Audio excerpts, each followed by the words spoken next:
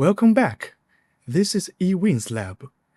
In this quick video, I'll show you how to get your project set up, and I'll walk you through completing checkpoint 0 and 1.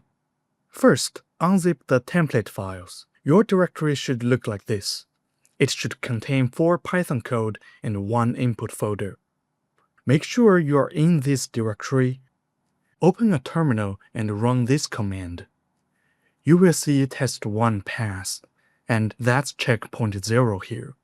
It just verifies all files exist, and if it fails, you're probably in wrong directory or missing files. A common mistake is double-click the file and attempt to run it directly. As we can see, test1 failed. So please double-check and make sure you are in the correct directory. Since we'll only work on the sender side, first open the rsender.py file. You'll see the code is already written. You just need to fill in the specific sections. If we scroll down, we will see checkpoint 1 is around line 64.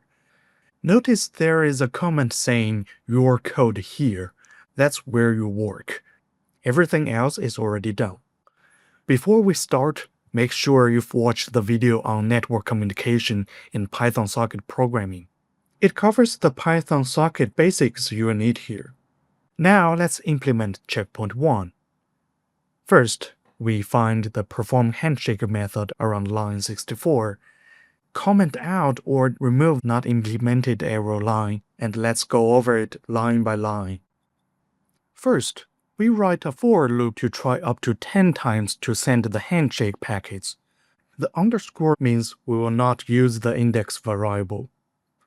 Inside the loop, we send the handshake packets. Next, we try to receive the ACK.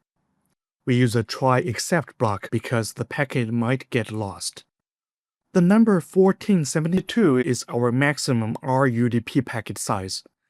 That's 1500 bytes MTU minus 20 bytes IP headers and minus 8 bytes UDP header.